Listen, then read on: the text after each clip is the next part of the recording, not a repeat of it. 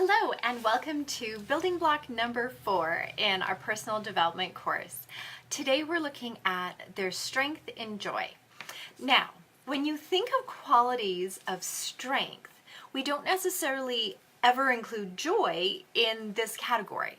We think of people who are determined and disciplined and all these other qualities. But the Holy Scripture says, a joyful heart is good like a medicine. A crushed spirit dries your bones. Now, we kind of say these things and not really apply them to our lives. When I was going through separation and divorce, to say my spirit was crushed would be an understatement. But my fervent prayer during that time was that I would still have joy. I had met and observed a number of people who had gone through similar situation as myself. And the one thing that I noticed is just the heaviness of a really difficult situation, how it steals your joy. And my most fervent prayer to God was, please don't let me lose my joy. In all of this, in everything that I'm going through, in the strength that I need, in such a time as this, I want my joy to be intact.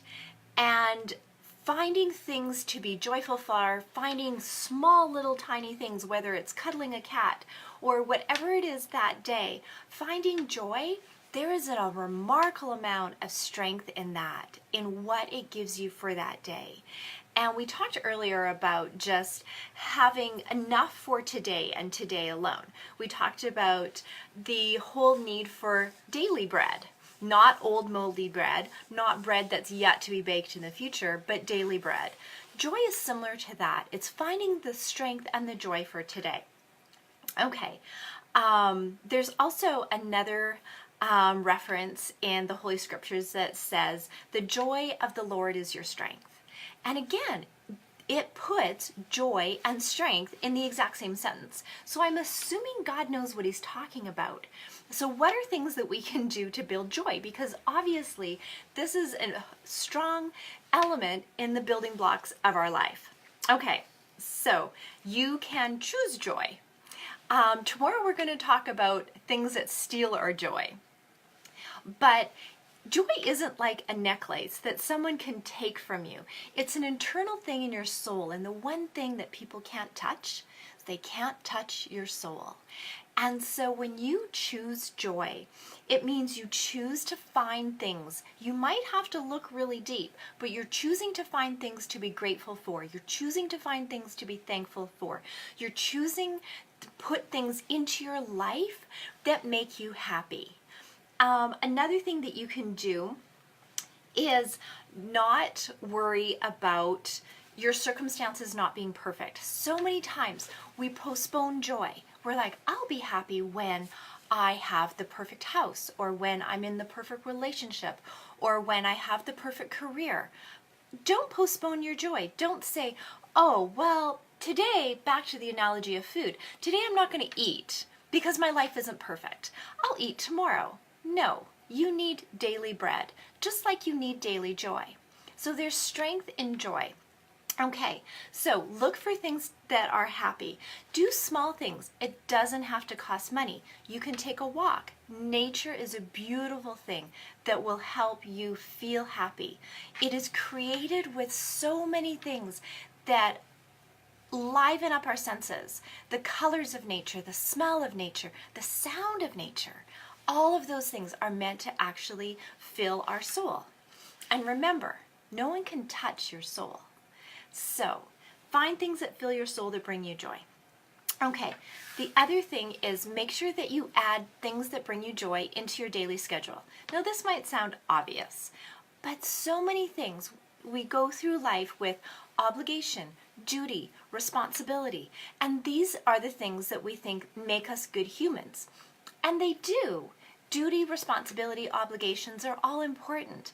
But if we don't schedule in things that bring us joy, pretty soon duty, obligation, and responsibility starts to feel more like chains around our ankles than actual pleasure that make us get out of bed in the morning.